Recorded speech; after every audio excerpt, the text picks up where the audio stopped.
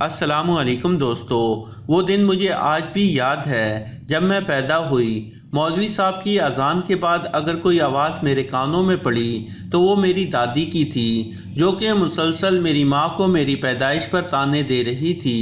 لو جی بیٹی پیدا ہو گئی، اب میرے بیٹے کی ساری عمر بس اسی کے لیے جہیز بناتے ہی گزر جائے گی۔ صرف دادی ہی نہیں بلکہ میری پھوپھیاں، چاچیاں، خالائیں سب ہی میری ماں کو میری پیدائش کے نقصانات گنوانے میں مصروف تھیں۔ آخر میرے والدین نے کوئی چھوٹا جرم تھوڑی کیا تھا، بیٹی پیدا کی تھی۔ لیکن ابا جی اور دادا جی میری پیدائش پر بہت خوش تھے۔ مجھے آج بھی یاد ہے ان کے چہرے کی وہ مسکراہٹ جب انہوں نے مجھے گود میں اٹھایا، میرا ماتھا چوما اور میری رحمت کہہ کر پکارا۔ لیکن سچ تو یہ ہے کہ عورت کو رحمت ہونے کا درجہ موت کے بعد ہی ملتا ہے، دنیا کے لیے وہ صرف زحمت ہی ہوتی ہے۔ میں 5 سال کی ہوئی تو ابا نے اسکول میں داخل کروا دیا۔ اپنے بڑے بھائی کے مقابلے میں کافی ذہین ثابت ہوئی، ہر کلاس میں اچھے نمبر اور پوزیشن ہوتی تھی۔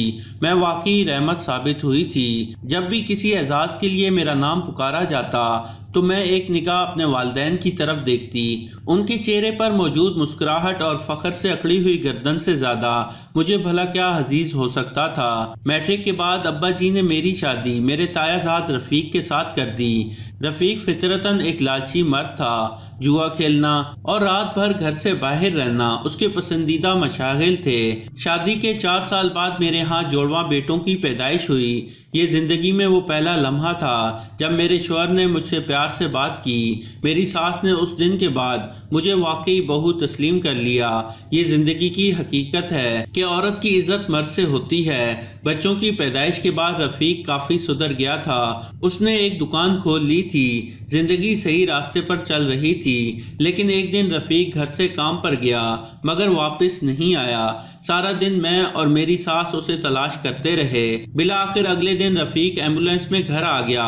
مجھے گمان نہیں تھا کہ قیامت کب آئے گی، مگر میرے لیے وہی قیامت تھی۔ میری ساس کی چیخیں گھر کی دیواروں سے ٹکرا رہی تھیں، لیکن وہ میرے اندر کی ویرانی کا خاتمہ نہیں کر سکتی تھیں۔ میں بس چپ چاپ آسمان کو دیکھ رہی تھی، ان آنسوؤں سے بے خبر جو میری آنکھوں سے بہتے چلے جا رہے تھے۔ اب میں مکمل عورت نہیں تھی، اب میں اکیلی عورت تھی۔ میری تائی یعنی میری ساس زیادہ عرصہ یہ صدمہ برداشت نہ کر سکی اور بیٹی کی وفات کے کچھ ہفتوں بعد ہی چل بسی۔ اب میں تنہا تھی اور صرف 2 بچوں کا ساتھ تھا، جبکہ مجھے پوری دنیا کا اکیلے سامنا کرنا تھا۔ برے وقت میں مجھے اپنے والد بہت یاد آتے تھے۔ میکے کا رخ کیا تو مایوسی کا ایک اور سکہ میری امیدوں کے کشکول میں پڑ گیا جو کہ مجھے اپنوں سے تھی۔ میری بھابھی کا مجھے وہاں رہنا قبول نہیں تھا۔ ابا جی نے مداخلت کی تو بھائی نے صاف صاف کہہ دیا کہ جس کو بہن کے ساتھ ہمدردی ہے وہ بھی اس گھر سے اس کے ساتھ جا سکتا ہے۔ عورت نے اللہ سے صرف سنو نازک کا خطاب لیا ہے مگر وہ کافی مضبوط ہوتی ہے، اور اگر ایک ماں کے روپ میں ہو تو اپنے بچوں کی بھلائی کے لیے ہر مشکل سے لڑ جاتی ہے۔ بس میں نے عہد کر لیا کہ ان بچوں کو اپنے دم پر ہی پالوں گی۔ اس دن کے بعد میں نے اپنی ہستی کو فراموش کر دیا۔ دن رات محنت کی۔ تعلیم یافتہ میں زیادہ نہیں تھی مگر ہنر مند تھی۔ دن رات سلائی کڑھائی کر کے اپنے بچوں کا پیٹ پالا، انہیں تعلیم دلوائی، مگر شاید زندگی کے ابھی اور امتحان باقی تھے۔ میرا بڑا بیٹا ایک بم دھماکے میں مارا گیا۔ اس دن میں بہت روئی، شاید میں زندگی میں اتنا کبھی نہیں روئی تھی۔ جب اس کا جنازہ جانے لگا تو مجھے ایسا لگا کہ کوئی میرے جسم کا ایک حصہ کاٹ کر مجھ سے علیحدہ کر رہا ہے۔ ماں کو دنیا میں صرف ایک ہی چیز توڑ سکتی ہے اور وہ اس کی اولاد کا غم ہے۔ اب میں بڑھاپے کی دہلیز پر قدم رکھ چکی تھی، بالوں میں چاندی اتر آئی تھی اور بیٹے کے غم نے وقت کی گھڑیاں سرکنے سے پہلے ہی کمزور کر دیا تھا۔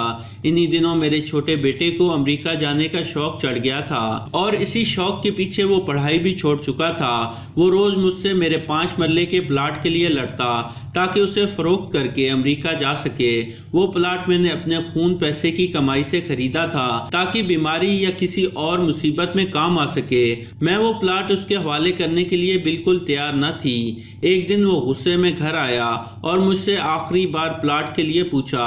میں نے انکار کر دیا تو میرے ہی دوپٹے سے میرا گلا کھونڈ کر مجھے مار دیا۔ میں بہت تڑپی مگر اسے رحم نہ آیا۔ وہ اپنے نفس اور خواہش کا غلام بن چکا تھا، اور جو شخص نفس کا غلام بن جاتا ہے وہ جانور بن جاتا ہے، ہر رشتے کے تقدس اور احترام سے عاری ہو جاتا ہے۔ میری لاش پر پٹرول چھڑک کر آگ لگانے کے بعد اس نے لوگوں کو اکٹھا کیا اور یہ کہہ کر کہ اس کی ماں بدکار تھی، اپنے ناجائز تعلقات کا بیٹے کو علم ہونے کے بعد خودکشی کر لی۔ لوگ سرگوشیاں کر رہے تھے اور میری سماعتوں تک یہ الفاظ پہنچے، بری عورت، اور پھر اس کے بعد میری سماعتیں بھی میرا ساتھ چھوڑ گئیں۔ انسان کی زندگی کیا ہوتی ہے میں نہیں جانتی، کیونکہ میں نے تو کٹ پتلی بن کر زندگی گزاری، ہمیشہ دوسروں کی آسودگی کے لیے ناچتی رہی، اپنی خواہشوں سے انجان بن کر بے جان ہو کر زندگی گزارتی رہی، مگر پھر بھی دوسروں کو خوش رکھا، اور آخر میں بس بری عورت بن کر میری داستان مکمل ہوئی۔ تو دوستو، یہ تھی ہماری آج کی کہانی۔ پسند آنے کی صورت میں لائک کریں اور اپنے دوستوں کے ساتھ شیئر کریں، اور مزید ایسی کہانیوں کو دیکھنے کے لیے ہمارا چینل سبسکرائب کرتے ہوئے ساتھ موجود گھنٹی کا بٹن بھی دبا دیں۔ شکریہ۔